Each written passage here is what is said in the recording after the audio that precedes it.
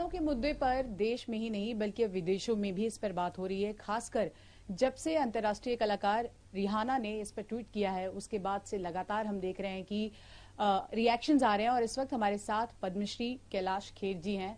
आपने भी ट्वीट किया है, आपने भी अपना रिएक्शन दिया है। सबसे पहले तो यही कहेंगे कि देश का मामला है, लेकिन विदेशियों की हम कह सकते हैं कि बहुत ज्यादा इंटरेस्ट है इसमें। हाँ, देखिए, भारत की तरफ विदेशियों का आकर्षण पहले से बहुत रहा है। और ये इसलिए भी है क्योंकि भारत जो है अध्यात्म का केंद्र है। और इस पृथ्वी पर मनुष्य ने बहुत प्रगति की है, बहुत पैसा कमाया, बहुत नाम कमाया, लेकिन जब उनको शांति की तलाश होती है तो भारत की ओर वो उन्मुख होते हैं। भारत की गरिमा अलग है, अनंत है। भारत की समस्याएं, भारत की दुविधाएं, भारत की अच्छाइयाँ, ये सब पूरी दुनिया इनका जिक्र करती है।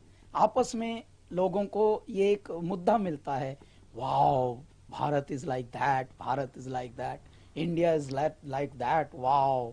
तो ये एक बड़ी खुशी की बात भी है।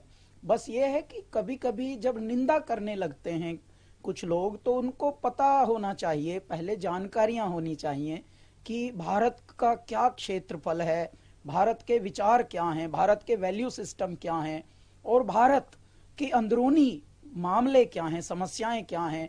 क्योंकि सिर्फ इतना भर कर लेने से, आधे अधूरे जानकारी लेने से और ट्वीट कर लेने से कुछ ज्यादा मुश्किल चीजें होती नहीं। कैलाश जी, आपको लगता है रिहाना को किसानों का जो मुद्दा यहाँ चल रहा है, किसान बिल को लेकर, उसके बारे में जरा भी जानकारी होगी?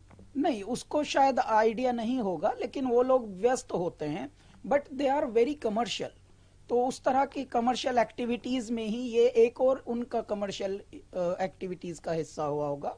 लेकिन हम उससे ज्यादा हम अपने देशवासियों से ये निवेदन करना चाहते हैं कि वो सब एक हों हमेशा, और वो हमारे देश की गरिमा पर, हमारे देश के वैभव पर, हमारे देश की ग्लोरी पर आंच ना आने दें। देखिए क्या होता है, घरेलू झगड़े होते हैं, घरेलू मुद्दे होते हैं, घरेलू समस्याएं होती हैं, और अन्यथा कभी कभी अगर घर के झगड़ों में या घर के कुछ इश्यूज में बाहर वाले इंटरेस्ट लेने लगे, तो जिनके आपस में झगड़े हो रहे थे वो एक होकर फिर बाहर वालों पर पहले सोचते हैं कि यार तुम लोग सुधरो, पहले जैसे अपनी खोर में खाइए, एक शब्द होता है। आपको नहीं लगता कि कई ऐसे बॉलीवुड के कलाकार हैं, भले ही मतभेद हो सकता है, लेकिन जब देश की बात आती है तब उन्हें एकजुट होना चाहिए?